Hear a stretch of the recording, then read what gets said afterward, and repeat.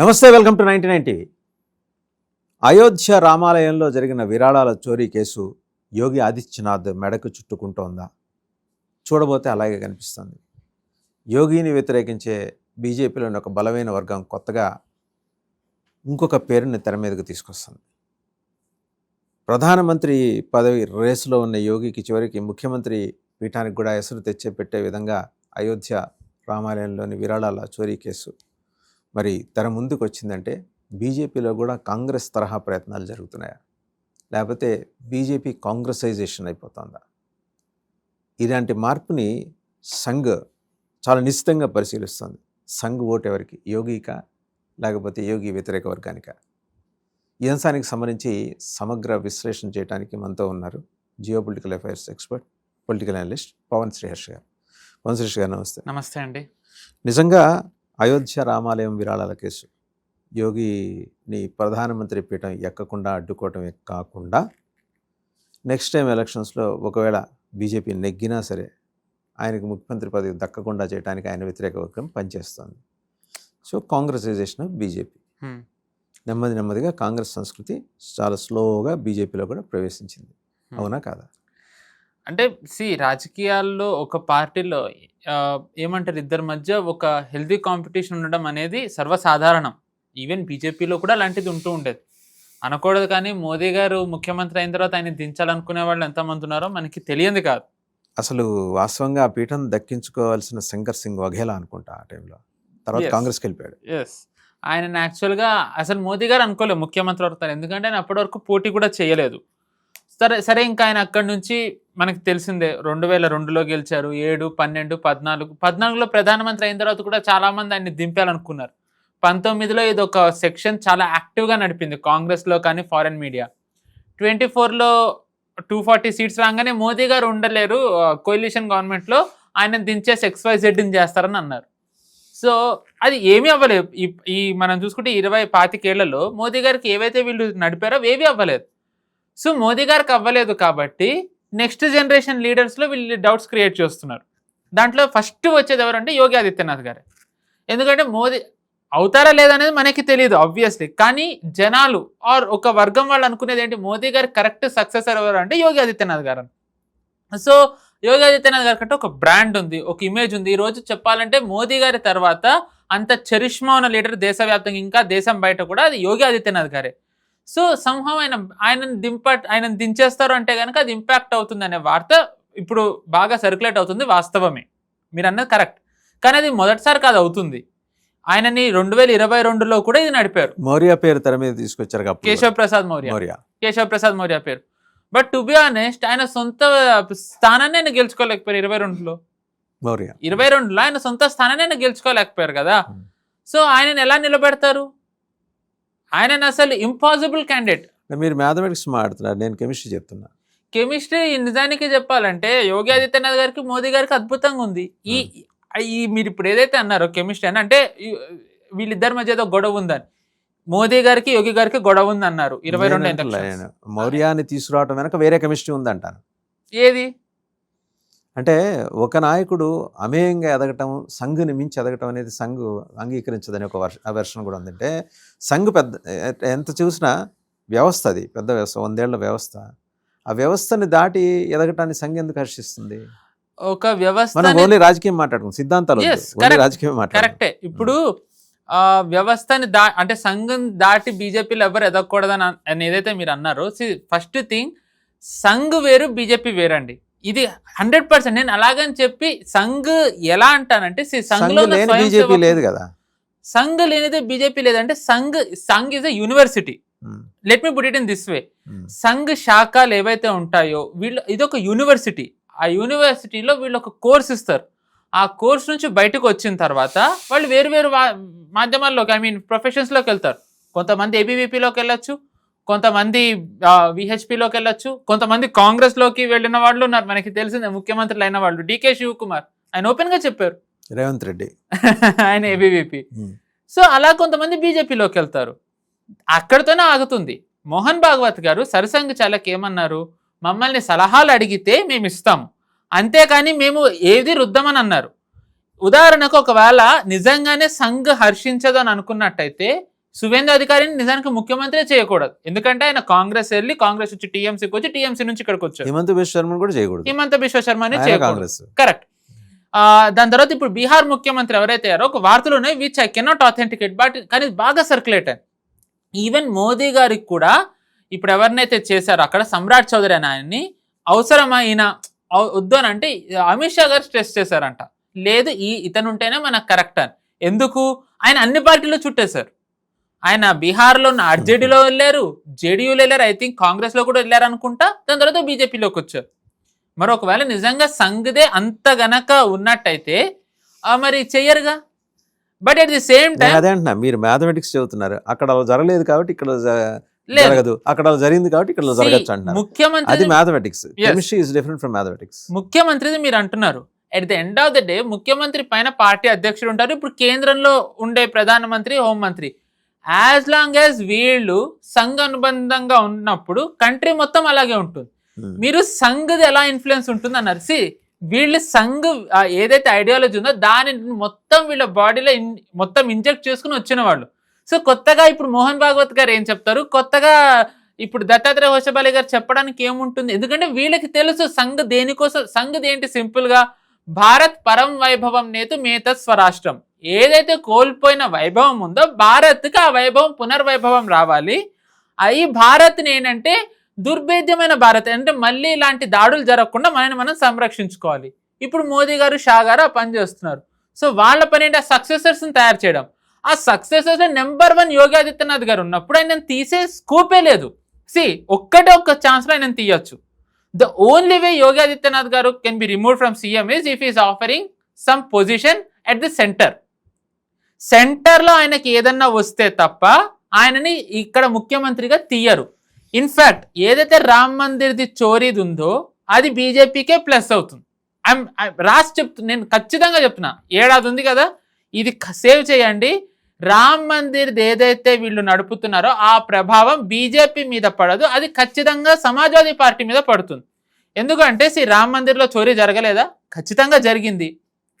కానీ చోరీ జరిగిన తర్వాత కూడా ఇప్పుడు మీరు అయోధ్యలో గ్రౌండ్ రిపోర్ట్ కానీ యూపీలో గ్రౌండ్ రిపోర్ట్ తీసుకుంటే అది ఎవరికి ప్లస్ మైనస్ అనేది పక్కన పెడితే అక్కడ జరిగింది ఇంకొకసారి అలా జరగకుండా ఫుల్ ప్రూఫ్ ఇలాంటివి మళ్ళీ జరగకుండా చేయాలంటే ఎవరు అంటే యోగి ఆదిత్యనాథ్ గారి పేరే వస్తుంది. వై? ఎందుకంటే యోగి ఆదిత్యనాథ్ గారు ముఖ్యమంత్రి అని కాదు, ఆయన గోరఖ్నాథ్ పీఠాధిపతి ఫస్ట్, దాని తర్వాత ఎంపీ అయ్యారు, దాని తర్వాత ఆయన ముఖ్యమంత్రి అయ్యారు. ఆ గోరఖ్నాథ్ పీఠం కేవలం అక్కడ ఒక మఠం నడపడమే కాకుండా హాస్పిటల్స్ నడుపుతుంది, స్కూల్స్ నడుపుతుంది. అంటే ఒక వెల్దీ అడ్మినిస్ట్రేషన్ కి ఎలా నడపాలనే అనుభవం యోగి ఆదిత్యనాథ్ గారు ఉంది గోరఖ్పూర్ లో. సో ఇప్పుడు ఏంటి, యోగి ఆదిత్యనాథ్ గారు దాన్ని అంటే ఆ వేలోనే తీసుకొస్తున్నారు. ఇప్పుడు చూసుకుంటే సిఈఓ కావాలి ఇలాగ తీసుకొస్తున్నారు. మరి అడగచ్చు, మరి మిస్టేక్ ఎక్కడ జరిగింది, మరి సంఘ్ వాళ్ళే ఉన్నారు కదా అని. టు బి ఆనెస్ట్, సంఘ్ నా పర్సనల్ ఉద్దేశం ఏంటి అంటే ఇన్వాల్వ్ అవ్వకుండా ఉండాల్సింది. ఎందుకంటే సంఘ్ అనేది ఎప్పుడు ఫైనాన్షియల్ ఆస్పెక్ట్స్ ఇన్వాల్వ్ అవ్వదు. ఎందుకంటే సంఘ్ దగ్గర మనీ ఉండదు ఎప్పుడు. ఎందుకంటే సంఘ్లో మెయిన్ ప్రచారకులు ఉంటారు. ప్రచారకులు డబ్బు సంపాదించినప్పుడు వాళ్ళకి డబ్బుని ఎలా మేనేజ్ చేయాలో ఎలా తెలుస్తుంది? సో తెలియనప్పుడు ఇది కొన్ని కోట్లలో లావాదేవీలు వచ్చినప్పుడు వాళ్ళు మామూలు సంపాదించుకునే అనుభవమే లేనప్పుడు వాళ్ళు ఇంత కోట్లది ఎలా మేనేజ్ చేయగలరు? అక్కడే తడబడ్డారేమో. అక్కడ జరిగింది. That was the mistake that happened from Sangh end. But is చంపాత్రే guilty? As per my knowledge, నా belief, I don't think intentional ఆయన ఖచ్చితంగా చేయలేదు. ఆయన నమ్మిన వాళ్ళు చేస్తుంటారు, ఎవరికో అప్పచెప్పుంటారు బాధ్యత. ఎస్, గుళ్ళో మింగే వాళ్ళు చాలా మంది ఉంటారు. సో అక్కడ జరిగింది. సో దీనివల్ల సంఘ్కి ఏదో చెడ్డ పేరు వచ్చింది, బీజేపీకి ఏదో చెడ్డ పేరు వచ్చింది అని అనుకుంటే ఏమీ రాలేదు. ఎందుకు అంటే దీనిని ఇప్పుడు ఎవరు నిజానికి సంఘ్ ఇప్పుడు ఇలా అయింది రామ్ మందిర్ది, న్యాయంగా ఎవరు నెక్స్ట్ కమిటీని వేయగలరు? సమాజ్వాదీ పార్టీనా? ఎవరైతే కరసేవకుల మీద మొత్తం రాఠీలు జుల్పించి రక్తమయం చేసిందో సరయూ నదిని కాల్పించి వాళ్ళు న్యాయం చేయగలరా?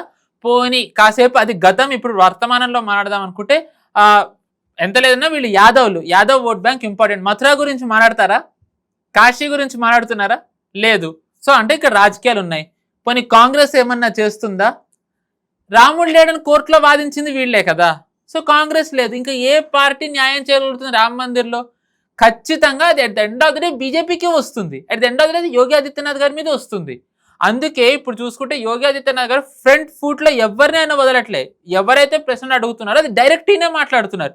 ఈయనే ప్రతిరోజు సమాధానాలు చెప్తున్నారు. అంటే ఏంటి, భయం లేదు అని ఈయన చూపిస్తున్నారు. నేను తప్పు చెయ్యలేదు, దీని ప్రభావం నా మీద లేదు, నేనే న్యాయం చేస్తానని యోగి ఆదిత్యనాథ్ గారు పదే పదే చెప్పడానికి కారణం కూడా అదే.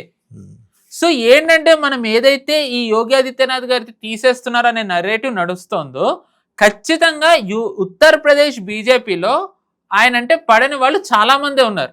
ఎందుకంటే ఈ was never A CM candidate. నిజానికి యోగి ఆదిత్యనాథ్ గారు ఒకసారి చెప్పారు కూడా, ఆయన అసలు నేను అనుకోలేదు, ఎప్పుడు నేను ప్రచారం చేసేసి నేను వెళ్ళిపోతే నాకు అమిత్ షా గారు ఫోన్ చేసి ఢిల్లీ రమ్మని అన్నారు. నేను ఢిల్లీ వచ్చిన తర్వాత నాకు ఆల్ ఆఫ్ ఎ సడన్ చెప్పారు మీరు రేపు సీఎంగా ప్రమాణ స్వీకారం చేయాలి అని. ఇన్ఫ్యాక్ట్ దాంట్లో వన్ ఆఫ్ ద ప్రాబబుల్స్ ఎవరంటే ఇప్పుడు జమ్మూ కాశ్మీర్లో లెఫ్టినెంట్ గవర్నర్గా ఉన్న మనోజ్ సిన్హా గారు one of the probable CM candidates. So ఇంతమందిని దాటుకుని వచ్చిన తర్వాత తెలిసిన పేర్లు ఇవి, వీళ్ళు వేరే వేరే బాధ్యతల్లో ఉన్నారు. తెలియకుండా లోపల అసూయత రగిలిపోయే వాళ్ళు కూడా ఉండొచ్చు కదా. సో మేబీ వాళ్ళు రన్ చేస్తుంది అండ్ ఇదే అడ్వాంటేజ్ అనుకుని సమాజ్వాదీ పార్టీ కానివ్వండి, లేకపోతే వేరే పార్టీ XYZ వాళ్ళు నడుపుతున్నది కూడా అవ్వచ్చు. Now that brings us to the question, why they are circulating this? ఎందుకంటే మీరు అన్నట్టుగా రామ్ మందిర్ది ఇంపాక్ట్ పడే ప్రభావం చూపిస్తోందనే నరేటివ్ నడపడంతో ఇదే టైంలో యోగి ఆదిత్యనాథ్ గారిని తప్పించారని అన్నట్టయితే it shows he is guilty for which he hasn't done anything. Like same as happened in Dharmendra Pradhan case. వాస్తవంగా ఈ అంశం, ఈ ఇష్యూ జరగకుండా ఉండి ఉంటే నీట్ది, ధర్మేంద్ర ప్రధాన్ తప్పించాలని ఇప్పుడు వాళ్ళు డిమాండ్ చేస్తున్నారు కాబట్టి తప్పించట్లేదు. ఎందుకంటే తప్పిస్తే హీఈస్ గిల్టీ అనే ఒక ఇంప్రెషన్. అంటే ఇక్కడ ఆయన తప్పించడానికి వేరే కారణాలు ఉన్నాయి. అంటే ఆయనకి పార్టీ బాధ్యతలు, ఎందుకంటే he's one among top key persons in the party. 100%. Bhupendra Yadav, Dharmendra Pradhan వీళ్ళు స్ట్రాటజిస్టులు. కరెక్ట్. బన్సల్. ఎస్. సో అలాంటి బాధ్యత అప్పచెబుదాం అనుకున్నారు, కానీ వాళ్ళెవరో డిమాండ్ చేస్తే తప్పించడం ఏంటి? So that was put aside. Correct. And ఇంకొకటి, మీరు ధర్మేంద్ర ప్రధాన్ గారితో ఎక్సలెంట్ చెప్పారు పార్టీది. He's a one of the అంటే ఏంటంటే స్ట్రాటజిస్ట్. బట్ అది కాకుండా ఆయన మినిస్టర్గా ఆయన వన్ ఆఫ్ ద అంటే నీట్ దాంతోనే ఆయన మీద చెడ్డ పేరు చాలా వచ్చింది. To some extent he's accountable. మనం దాన్ని కాదనలేం, ఎందుకంటే ఆయన మినిస్ట్రీ కాబట్టి. బట్ దీని ముందర ఆయన పెట్రోలియం మినిస్ట్రీలో ఉన్నప్పుడు ఏదైతే మోదీ గారికి అంటే మహిళలకు కానివ్వండి, పేదవాళ్ళకి ఆయన దగ్గర చేసిన ఒక పథకం ఏదైతే ఉందో ఉజ్వల యోజన, జనాల్లోకి వెళ్ళడానికి కారణం ఈయనే. ఎందుకంటే అప్పుడు పెట్రోలియం మినిస్టర్ ఈయనే. ఈయనకున్న ఒక నిక్ నేమ్ ఏంటంటే ఉజ్వల మ్యాన్. ఎందుకంటే మోదీ గారి పెట్ ప్రాజెక్ట్ని ఫుల్ఫిల్ చేసిన డ్రీమ్ అచీవ్ చేసిన ఘనత ఈయనకుంది. సో అందుకే ఆయనకి ఇది ఇచ్చారు. సో ఇప్పుడు మీరు అన్నట్టుగా ఈ దీప్కే ఈ వీళ్ళందరూ చేయడం వల్ల ఖచ్చితంగా తీయరు. ఎందుకంటే పారాచూట్స్ అన్ని వాళ్ళు డీప్ స్టేట్ పంపించిన పారాచూట్స్ 100%. ఈ రోజు ఈయన దాని మీద చేస్తున్నారు, ఓకే తీయాలి. రేపు ఇంకొకళ్ళ మీద చేస్తారు, తీసేస్తారు. ఇంకొకళ్ళ మీద చేస్తారు, అంతే తీసుకుంటూ పోవాలి. ఇంకా టు సమ్ ఎక్స్టెంట్ ఒకవేళ అదే అనుకున్నట్టయితే పెహల్గాం జరిగిన తర్వాత ఎంతమంది అమిత్ షా గారిని తీయాలన్నారండి? ఆయన హోమ్ మినిస్టర్ కదా. ఒక టెర్రర్ అటాక్ జరిగితే ఇట్ ఈస్ హిస్ ఫెయిల్యూర్. మరి అడిగారా? ఎందుకు అడగలే? అంటే ధర్మేంద్ర ప్రధాన్దే ఎందుకు వస్తుంది చర్చ? అక్కడ కూడా మనకి ఫిషీగా కనిపిస్తోంది కదా. అండ్ నెక్స్ట్, ధర్మేంద్ర ప్రధాన్ ఆధ్వర్యంలో నీట్ తప్పు జరిగింది, ఎవరు కాదనట్లే. దాని తర్వాత మళ్ళీ వాళ్ళు దాన్ని సరి చేసుకుని చేశారు. ఒక మంత్రి అన్న తర్వాత తప్పు జరిగితే తప్పించడం ద్వారా వాళ్ళు బాధ్యత నుంచి వాళ్ళని తప్పించినట్టయింది. వాళ్ళని అకౌంటబుల్ ఎక్కడ చేశారు? మోదీ గారు ఎప్పుడైనా ఆయన మినిస్ట్రీలో చూసుకుంటే తప్పు చేస్తే తప్పించారు. ఆయన ఏంటంటే తప్పు చేసి సరి చేస్తారు, సరి చేయించే అవకాశం ఇచ్చి అప్పటికీ చేయకపోతే then he will take action. మనం అలా చాలా మందిని చూసాం, వాళ్ళని తీసేస్తారు వీళ్ళని తీసేస్తారంటే ఎవరిని తీయలేదు. సో ధర్మేంద్ర ప్రధాన్ని తీయాలి అన్నా, లేకపోతే వీళ్ళెవరో ప్రొటెస్టులు చేసి యోగి ఆదిత్యనాథ్ గారిని తప్పిస్తారు ఇదేదో వచ్చిందని అంటే వాళ్ళు చెయ్యరు. ఇన్ఫ్యాక్ట్ వీళ్ళు చేస్తున్న మిస్టేక్ ఏంటంటే ఎకో సిస్టమ్ తెలియకుండా వాళ్ళు అనవసరమైన మైలేజ్ యోగి ఆదిత్యనాథ్ గారికి ఇస్తున్నారు. 2001 సబర్మతి ట్రైన్ ఘటన జరిగిన తర్వాత మోదీ గారు ఏ స్థానంలో అయితే ఉన్నారు, ఇప్పుడు యోగి ఆదిత్యనాథ్ గారు అదే స్థానంలో ఉన్నారు. So let me put it in this way అండి. ఇప్పుడు ఘోటాలా జరిగింది, ఇప్పుడు అంతా ఇన్వెస్టిగేషన్ జరుగుతుంది, వీళ్ళు సుప్రీంకోర్టుకి వెళ్ళారు, సిట్ నివేదిక ఇవ్వాలన్నారు. సిట్ నివేదిక ఎంత అని ఇచ్చిన తర్వాత విపక్షంలో ఎవరన్నా దీన్ని నమ్ముతారా? నమ్మరు. ఎందుకంటే మీరే వేసుకున్నారు కదా అని అంటారు. ఇది ఎలా ఉంటుందంటే 1947లో మోహన్ దాస్ కరమ్చంద్ గాంధీని చంపిన దాంట్లో RSS పాత్ర ఉంది అన్నారు. తర్వాత మళ్ళీ ఆ ప్రభుత్వమే చెప్పింది RSS పాత్ర లేదు అని. అయినా కానీ ఇప్పటికీ వీళ్ళు RSS ఉంది అని అంటారు. 2001లో సాబర్మతి గొడవ గురించి ఎవరు మాట్లాడారు? ట్రైన్ ద్వారా దాని తర్వాత జరిగిన గొడవల గురించి మాట్లాడతారు. గోద్రాది 10 ఏళ్ళు మోదీ గారు రక్తం తాగారు. దాని తర్వాత ఇంకొక కిషోరాబుద్దీన్ దాంట్లో అమిత్ షా గారిని కాల్చుకు తిన్నారు. ఈ రెండిట్లలో వీళ్ళ సాక్ష్యం లేదు, వీళ్ళు ఏవి సాక్ష్యాలు నిరూపించలేకపోయారు. ఇద్దరికి క్లీన్ చిట్ వచ్చి బయటకు తెప్పించారు. కానీ ఇప్పటికీ వీళ్ళిద్దరిని ఈ ఘటనల్లో వీళ్ళని బాధ్యుల కింద నరేటివ్ రన్ చేస్తారు. So in the same way SIT నివేదిక ఏం వచ్చినా సరే వీళ్ళు యోగి ఆదిత్యనాథ్ గారిని, మోదీ గారిని, అమిత్ షా గారిని అకౌంటబుల్లే చేస్తారు. సో అలాంటప్పుడు వీళ్ళు కూడా ఎందుకు దాన్ని అంత సీరియస్ తీసుకుంటారు? సెకండ్ ఆస్పెక్ట్, ఏదైతే వీళ్ళు అనవసరంగా ఈ సబర్మతి ట్రైన్ తర్వాత మోదీ గారిని ఒక రకంగా టార్గెట్ చేసి ఆయన నేషనల్ లెవెల్లో పాపులర్ చేశారు. ఇప్పుడు వీళ్ళు కూడా యోగి ఆదిత్యనాథ్ గారిని పాపులర్ చేస్తున్నారు. ఆల్రెడీ ఆయన పాపులర్, ఆయనకి మనం భాగ్యనగరంలో తమిళనాడు నుంచి ఆయనకి ఫుల్ పాపులారిటీ ఉంది యోగి ఆదిత్యనాథ్ గారు అంటే. ఇప్పుడు వీళ్ళు రామ్ మందిర్ది ఇంత చేస్తే ఆయన రామ్ మందిర్ది అన్ని పార్టీలను ఆయనే ప్రశ్నిస్తున్నారు, అన్ని పార్టీలను ఆయనే సమాధానం చెప్తున్నారు. ఇప్పుడు ఈయన అకౌంటబిలిటీ తెస్తూ ఉంటే in case 100% it will happen. ఒకవేళ వీళ్ళు ఏవైతే ఈ ఎజెండా పెట్టుకుని వీళ్ళు ఉత్తరప్రదేశ్ ఎన్నికల్లో వెళ్ళి బీజేపీ ఈ దాని మీద గెలిస్తే వీళ్ళు ఫెయిల్ అయిపోయినట్టే కదా, నెంబర్ 1. నెంబర్ 2, వీళ్ళు 2017 తర్వాత ముఖ్యమంత్రి అభ్యర్థి లేరు ఉత్తరప్రదేశ్కి. 22లో యోగి ఆదిత్యనాథ్ గారు అయ్యారు. అప్పటికే ఆయన 5 yearsలో ఏముంది, డెవలప్మెంట్ జరిగింది. కరోనా అప్పుడు బాగానే హ్యాండిల్ చేశారు, మహిళలకి భద్రత ఉంది, law and order main impact ఇచ్చింది, ఉద్యోగాలు వచ్చాయి, వలస వెళ్ళిపోయిన వాళ్ళు తిరిగి వచ్చారు. 5 ఏళ్లలోనే ఇన్ని ఉంటే 10 ఏళ్లలో అవి ఇంకెంత ఉండాలి? అంటే ఇంకా అవన్నీ కూడా వీళ్ళు ఎన్నికల ప్రచారంలో మెయిన్ అస్త్రాలుగా పెట్టుకుని బీజేపీ వెళ్ళినట్టయితే ఇంపాసిబుల్ ఇంకా గెలవడం. అందుకనే వీళ్ళు ఏం చేశారంటే ఎలా అయినా సరే రామ్ మందిర్ని తీసుకొచ్చి యోగి ఆదిత్యనాథ్ గారిని ఓడించాలి, తప్పించాలి అనుకున్నారు. తాను ఒకటి తెలిస్తే దైవం ఒకటి తెలిసినట్టుగా ఇది వీళ్ళకి బూమరాంగ్ అయింది. ఇన్ ద సేమ్ వే మీరు అన్నట్టుగానే ధర్మేంద్ర ప్రధాన్ది పారాడ్రాప్ చేశారు ఈ దీప్కేని వీళ్ళని. దాంట్లో ఏమైంది, వీళ్ళది మెయిన్ లెక్క ఏంటి అంటే క్యాబినెట్ రీషఫుల్ ఎప్పటికప్పుడు అవుతుంది అని అన్నారు. మోదీ గారు చెయ్యలేదు. వీళ్ళేమో దీక్ష డ్రాగ్ ఆన్ అవుతూ వెళ్తుంది. ఈ రోజు సీజేపీ ప్రొటెస్ట్ ఎక్కడ సక్సెస్ అయిందండి? సీజేపీ ప్రొటెస్ట్ నిజానికి ఎక్కడ సక్సెస్? నేనైతే 100% ఫెయిల్యూర్ అన్నమాట. దగ్గర మీరు అలా అంటున్నారు, జంతర్ మంతర్ దగ్గర కనీసం 100 మంది వచ్చారు కదా, మీరు చూడలేదా? 100 మంది. అవును, ఓకే. ఆ వచ్చిన 100 మందిలో ఎంతమంది యువకులు ఉన్నారండి? దాంట్లో సగం మంది మీరు గనక ఫోటోలు తీసినట్టయితే వాళ్ళు ఏఐఎస్ఐ వాళ్ళు, అంటే అక్కడ ఉన్న కమ్యూనిస్ట్ ఎస్ఎఫ్ఐ వాళ్ళు, ఎన్ఎస్జేయు వాళ్ళు, వీళ్ళందరూ ఉన్నారు కదా. అండ్ ఇక్కడ కాంగ్రెస్ హిపోక్రసీ గురించి కూడా మనం మాట్లాడాలి. ఇప్పుడు కాంగ్రెస్ నిన్న సోనం వాంగ్చుక్ ని ఉంది కదా, సంసద్ ముట్ట ఆల్రెడీ మనం మాడుకునే టైంకి వీళ్ళు ప్రయత్నాలు చేస్తుంటే పోలీసులు ఐరన్ హ్యాండ్ తో చేస్తున్నారు. In my opinion they have to deal with them like this. ఎందుకంటే ఈ రోజు వీళ్ళని రాని యాక్చువల్గా సిఐఏ జరిగినప్పుడే వీళ్ళు చేస్తుంటే ఈ పరిస్థితి వచ్చిండే కాదు. సిఐఏ అప్పుడు వీళ్ళు గట్టి చర్యలు తీసుకోలేకపోయారు, ఎందుకంటే అది కాన్స్పిరసీ, గవర్నమెంట్ని టాపుల్ చేయాలి కాబట్టి. అండ్ కరోనా వచ్చింది, దాంతో వాళ్ళు ఓ రకంగా సిఐఏ వాళ్ళే గెలిచారు. వాళ్ళకి అది ఇంకా బూస్ట్ ఇవ్వడంతో సో కాల్డ్ ఫార్మర్స్ ప్రొటెస్ట్ చేశారు, అది ఇంకా పెద్ద సక్సెస్ అయింది. మోదీ గారు తీసుకున్న ఫార్ములాస్ వెనక్కి వెళ్ళాల్సి వచ్చింది. దాంతో ఏమైంది, ఇప్పుడు ఇంగ్లీష్లో సేయింగ్ ఉంటుంది, if you give cat a glass of milk it will ask for a cookie అని. అలాగే వీళ్ళకి వ్యాంపైర్స్కి రక్తం ఎక్కువ వస్తే టేస్ట్ వచ్చినట్టుగా వీళ్ళకి దే టేస్టెడ్ సక్సెస్ కదా. సో వాళ్ళు ఏంటి ఇప్పుడు దీంతో మోదీ గారిని ధర్మేంద్ర ప్రధాన్ నిషానా హే, వాళ్ళు ఏంటంటే ధర్మేంద్ర ప్రధాన్ని గురిపెట్టి వీళ్ళు మోదీ గారిని దించాలనుకుంటున్నారు, ఆయన బహానే నిషానా అని. బస్ ఏంటంటే వీళ్ళకి తెలుసు ప్రభుత్వానికి, బట్ ఇంకా దిస్ ఇస్ నవర్ నెవర్. అందుకే వీళ్ళు ఇంత గట్టిగా ఉంటుంది వీళ్ళు చేయకుండా. అండ్ ఇప్పుడు ఇది జరిగినందుకు అన్ని పార్టీలు కూడా ప్రభుత్వాన్ని తిడుతున్నాయి, మీరు వాళ్ళ మాట వినట్లేదు, మీరు వాళ్ళ మాట వినాలి కదా అని. ఏ సమాజ్వాదీ పార్టీ అయితే ఇప్పుడు వీళ్ళని సమర్థిస్తుందో, డింపుల్ యాదవ్, అఖిలేష్ యాదవ్ భార్య వెళ్ళింది, మీరు చూడండి. రాజ్నాథ్ సింగ్ గారు ముఖ్యమంత్రిగా ఉన్నప్పుడు పేపర్ లీక్లు అయితే చాలా కఠినమైన చర్యలు తీసుకున్నారు, అంటే బిల్స్ రూపంలో తీసుకొచ్చారు. వాళ్ళకి బిల్స్ స్టూడెంట్స్ కి ఇంకా వాళ్ళకి శిక్షలు పడాలి. చేశారనుకుంటా పార్లమెంట్ లో రాజ్నాథ్ సింగ్ గారా? Sorry and I don't recall that. నేను చెప్పేది మన రాహుల్ గాంధీ ఆయన గురించి కూడా వద్దాం. సో ఆయన ఏంటంటే రాజ్నాథ్ సింగ్ గారు ముఖ్యమంత్రిగా ఉన్నప్పుడు ఉత్తరప్రదేశ్లో ఎవరైతే పేపర్ లీక్స్ చేస్తారో, దీంట్లో ఇన్వాల్వ్ అవుతారో వాళ్ళకి చాలా కఠినమైన చర్యలు తీసుకోవాలని అన్నారు. అది ఎంత సివియర్ అయిందంటే తర్వాత బీజేపీ ఓడిపోవడానికి అది ఒక కారణమైంది. దాని తర్వాత వచ్చిన ములాయం సింగ్ యాదవ్ ప్రభుత్వం ఆ మొత్తం పేపర్ లీక్ ఏవైతే వీళ్ళు ప్రిన్సిపల్స్ తీసుకొచ్చారో వాటన్నిటిని కొట్టేసింది. బిల్లుని క్యాన్సిల్ చేసింది.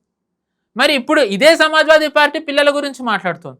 నో కమింగ్ టు కాంగ్రెస్, మీరు అంటున్నారు కదా, ఇదే కాంగ్రెస్ రాహుల్ గాంధీ పార్లమెంట్లో హంగర్ స్ట్రైక్ కి కూర్చుని ప్రొటెస్టర్స్ పార్లమెంటుని మీరు హోస్టేజ్ గా తీసుకోలేరు, మీ నిర్ణయాలు మీవి ఏవైతే అనుకుంటారో హంగర్ స్ట్రైక్ ద్వారా చేయించలేరు అని చెప్పి ఇదే రాహుల్ గాంధీ అన్నారు. అవును, చిదంబరం హోమ్ మినిస్టర్ గా ఉన్నప్పుడు ప్రొటెస్టర్స్ మీరు పార్లమెంట్ లో ఏం జరగాలో మీరు డిసైడ్ చేయలేరని అన్నారు. ఇప్పుడు ఇదే కాంగ్రెస్ పార్టీ సోనం వాంగ్చుక్ ని సమర్థిస్తోంది. అండ్ ఏ సోనం వాంగ్చుక్ అయితే కాంగ్రెస్ సమర్థిస్తుందో ఇదే కాంగ్రెస్ 2007లో సోనం వాంగ్చుక్ మీద వాళ్ళు రిలీజ్ చేసిన ఒక పేపర్లో అభియోగాలు ఏమునంటే ఇల్లీగల్ ఫారెన్ ఫండింగ్ ద్వారా చైనా నరేటివ్ నడుపుతున్నాడు సోనం వాంగ్చుక్ అని అన్నారు. చైనా నుంచి ఫండింగ్ తీసుకుంటున్నట్టుగా వీళ్ళు లెటర్లు రిలీజ్ చేశారు కాంగ్రెస్ వాళ్ళు. మరి 2007లో చెడ్డవాడైన సోనం వాంగ్చుక్ 2026కి వచ్చేసరికి మంచివాడు ఎలా అయ్యాడు? మీకు గంగలో స్నానం చేశాడు. అది ఇంకా it is to be understood. వాళ్ళు అప్పుడు అధికారంలో ఉన్నారు, ఇప్పుడు అధికారంలో లేరు. సో పాయింట్ ఏంటంటే వీళ్ళకి ఇప్పుడు మీరు ఇప్పుడు రామ్ మందిర్ తీసుకున్నా, సిజేపీ ప్రొటెస్ట్ తీసుకున్నా, మెయిన్ వీళ్ళ ఏంటంటే వీళ్ళ మోదీ గారిని దించాలి, యోగి గారిని దించాలి. సో ఈ రెండు అవ్వట్లేదు. ఎందుకు వీళ్ళకి మెయిన్ మోదీ గారిని దించాలి అంటే ఈ సెషన్ పార్లమెంట్ మీరు చూడండి, it will not go smoothly. ఎందుకంటే మనం లాస్ట్ టైమో ముందు టైమో చర్చించుకున్నట్టుగా హిస్టారిక్ సెషన్ రాబోతోంది. ఆల్రెడీ వీళ్ళు చెప్పారు FCRA వస్తోందని. The moment FCRA comes, Sonam Wangchuk లాంటి వాళ్ళవి ఇంకా అస్తిత్వం ఉండదు. ఈ సోనం వాంగ్చుక్ ఏదైతే ఇతను చెప్తున్నాడో నేను నాది ఇన్స్టిట్యూషన్ ఉందని దాని FCRA లైసెన్స్ రద్దయింది. దాని FCRA లైసెన్స్ రద్దయింది. బాధ కూడా అదే కదా, రద్దయింది కాబట్టి ఏదో ఒక నెపంతో వచ్చి ఆందోళన చేయటం. కరెక్ట్. అండ్ దాని తర్వాత కాంగ్రెస్ మనం చూడకనే చూసాం. కాంగ్రెస్ కి వేరే వాళ్ళకి RGF ఫండింగ్ కానివ్వండి, అవి అక్కడ నుంచి అవన్నీ మనకు తెలిసిందే. దాని తర్వాత ఇంకా కమ్యూనిస్టులది మనం ఇది కూడా మాట్లాడుకున్నాం, చైనీస్ ఎంబసీకే వెళ్ళారు. సో ఏంటంటే ఈ ఇంటర్నేషనల్ ఫోర్సెస్ అన్నీ కూడా ఇక్కడ వైలెన్స్ జరిగి నేపాల్లో ఎలా అయితే ఒక బుల్లెట్ పేలడం ద్వారా ఒక జెన్సీ ప్రొటెక్షన్ క్రియేట్ చేశారో, బంగ్లాదేశ్లో ఒక బుల్లెట్ పేరడం ద్వారా జెన్సీ ప్రొటెస్ట్ ఎలా లేచిందో, ఈసారి అలాగే యువకులని ముందర పెట్టి మళ్ళీ మోదీ గారిని దించాలనే కుట్ర వీళ్ళు చేస్తున్నారు. సరే, మీరు ప్రజాస్వామ్యంలో మీరు ధర్నాలు చేయొచ్చు, ఓకే. హాయ్ హాయ్ మోదీ మర్జాతు, ఆర్టికల్ 370 తీయడం, బస్ నామ్ రహేగా అల్లాకా, సీతాకే పతికో, ఇవన్నీ ఎక్కడి నుంచి వచ్చాయి? రాముణ్ణి తిట్టడం ఏంటి, బస్ నామ్ రహేగా అల్లాకా అనడం ఏంటి, ఆర్టికల్ 370 పెట్టాలనడం ఏంటి, FCRA వెనక్కి తీసుకోవాలనడం ఏంటి, ఇవన్నీ మీ డిమాండ్స్ మీరు ప్రొటెస్ట్ కూర్చున్నప్పుడు. అంటే వీళ్ళు ప్రొటెస్ట్ కూర్చున్న ఉద్దేశం ఒకటి, అది మారుతూ వస్తుంది ఒకటి, క్రమం ఒకటి. ఎందుకంటే వీళ్ళకి తెలుసు సంహవ్ వీళ్ళు దిగరు అన్న సంగతి వీళ్ళకి తెలుసు. దిగరు అన్నప్పుడు ఏంటి, the want things to escalate. అది ఎంతవరకు ఎస్కలేట్ అవ్వాలి? వైలెన్స్ జరగాలి. ఆ వైలెన్స్ జరిగినట్టయితే దాని నుంచి మీరు చూడండి, ఇంటర్నేషనల్ మీడియా మొత్తం ఫస్ట్ డే నుంచి కవర్ చేస్తుంది. You name any international media వాళ్ళు ఈ రోజు తీసుకున్నారు. మన నేషనల్ మీడియా కూడా దీన్ని చాలా నెగిటివ్ గానే, మన దేశానికి నెగిటివ్ గా నిజాలు చెప్పకుండా పేపర్లు కవర్ చేశాయి. సో అంటే ఫస్ట్ నుంచి వీళ్ళు ఈ సిజేపీ ప్రొటెస్ట్ ని ఇంటర్నేషనల్లీ వీళ్ళు మంచిగా తీసుకెళ్లారు. BBC నిన్నటికి నిన్న ఒక ఆర్టికల్ ప్రచురించింది సోనం వాంగ్చుక్ మీద. 1 hunger strike change the map of India, will second hunger strike change anything అని.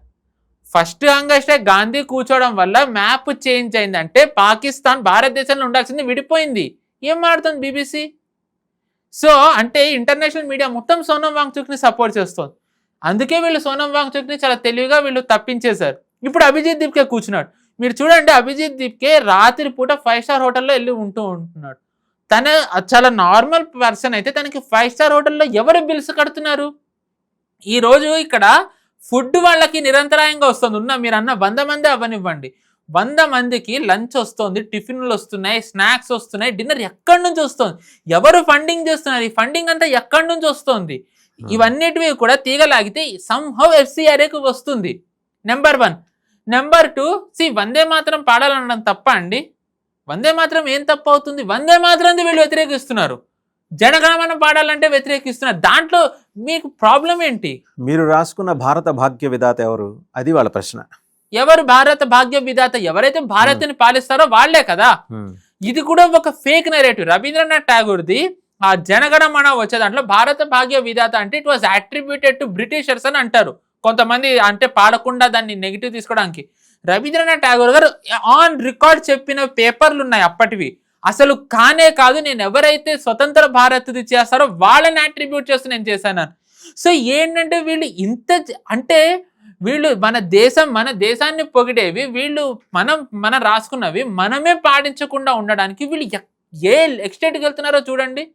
ఈరోజు ఏ కాంగ్రెస్ అయితే హంగర్ షేక్ ని వ్యతిరేకించిందో, ఏ కాంగ్రెస్ సోనం వాంగ్చుక్ ని వ్యతిరేకించిందో వాళ్ళు సమర్థిస్తున్నారు. సమాజ్వాదీ పార్టీ వచ్చిందో, డేంజరస్ కమ్యూనిస్టులు వచ్చారు. ఏ జెన్జీ ప్రొటెస్ట్ ఏదైతే మనం నేపాల్లో చూసామో, బంగ్లాదేశ్లో చూసామో, ఆ ప్రాసెస్ అంతా ఇక్కడ వస్తుంది. సో అందుకే గవర్నమెంట్ ఈ రోజు చాలా స్ట్రిక్ట్ గా ఐరన్ క్లాడ్ తోని వీళ్ళు చేస్తున్నారు. I believe this will not stop. ఇది ఇంకా ఎక్స్టెంట్ కి వెళ్తుంది. బట్ ఎంత వెళ్ళినా సరే ప్రొటెస్టర్స్ డిమాండ్స్ ని గవర్నమెంట్ 100% వినకూడదు. వాళ్ళవి జెన్యున్ గా ఉన్నప్పుడు గవర్నమెంట్ ఈస్ అడ్రెసింగ్ ఇట్. నీటిని వాళ్ళు చేసి చూపించారు. That was done. వాళ్ళు ఇంకా వెనక్కి వెళ్ళాలి. వాళ్ళు వెనక్కి వెళ్ళకుండా మోదీ రాజీనామా చేయాలి, అది చేయాలి, ఇది చేయాలంటే గనక ఇంకా వాళ్ళ ఇంటెన్షన్ మారిపోయినట్టు. So government should not buckle to their pressure. వాళ్ళందరి మీద ఖచ్చితంగా చర్యలు తీసుకోవాలి. ఇదే I hope it will happen. Right, thank you Pavan Shresh garu. Thank you అండి. సో ఇదండి యోగి ఆదిత్యనాథ్ని రేపొద్దున యూపీ ముఖ్యమంత్రి రేసులో ఆయన ఉంటారా లేదా, ఆయన తప్పిస్తారా, మౌర్యాన్ని తీసుకొస్తారా, ఒక సందర్భంలో అది జరగచ్చు. ఇప్పుడు యోగి ఆదిత్యనాథ్ పొజిషన్ ఎలివేట్ అయ్యి ఆయన సెంటర్కి వెళ్తే మాత్రం అటువంటిది ఉంటుందనేది పవన్ శ్రేష్ అభిప్రాయం. రెండోది సిజేపీ. మరి ఏ ముహూర్తాన ఆ పేరు వాళ్ళు పెట్టుకున్నారో కానీ చాలా మోస్ట్ ఇరిటబుల్ అంశాలన్నీ కూడా తెర మీదకి వస్తున్నాయి అన్నమాట. ఒక వెనకటికి తెలుగు నాటకాలు, పౌరాణిక నాటకాలు ప్రదర్శించేవాళ్ళు. అంటే సాయంత్రం 6ంటికి పెడితే తెల్లారి 6 దాకా ఉండేవి. 1 కృష్ణుడు, 2 కృష్ణుడు, 3 కృష్ణుడు అట్లాగా. ఇప్పుడు ఈయన్ని అరెస్ట్ చేసి ఆరోగ్య కారణాలు ఇచ్చి హాస్పిటల్కి తరలించిన తర్వాత 2వ కృష్ణుడు వచ్చాడు. ఏది ఈయన దీప్కే వచ్చాడు. దీప్కే ఆధ్వర్యంలో మరి సంసద్ ముట్టాడు అంటున్నారు. వాళ్ళకి ఎంతమంది ఉన్నారని ముట్టడి? ఇప్పుడు మీరు అక్కడ ఇక్కడ పోగేసిన జనాలు 2 మిలియన్లు మీకు సోషల్ మీడియాలో కనిపిస్తున్నారు. 2 మిలియన్ కానీ వచ్చింది ఎంతమంది? 100, 150. అందులో మీకు ఎక్కువ అన్ని ఏం ఫేస్లు ఉన్నాయి? మార్క్సిస్ట్ ఫేస్లు ఉన్నాయి. వాళ్ళకి వెనకాల నుంచి సపోర్ట్ చేస్తుంది ఏంటి? చైనా ఎంబసీలు వీళ్ళు వెళ్ళి కూర్చొని మాట్లాడతారు. ఫండింగా లేకపోతే స్ట్రాటజీనా? వీళ్ళతో పాటు ఇంకో డీప్ స్టేట్ ఉంటుంది. ఇంతమంది పనిచేస్తున్నది బాహాటంగా తెలిసిన తర్వాత కూడా ఇంకా అక్కడ వాళ్ళ పట్ల ఉపేక్షించాల్సిన అవసరం, అంటే చూసి చూడనట్టు ఉదాసీనంగా వ్యవహరించాల్సిన అవసరం లేదనేది స్పష్టంగా ఆవిష్కృతం అవుతున్న దృశ్యం.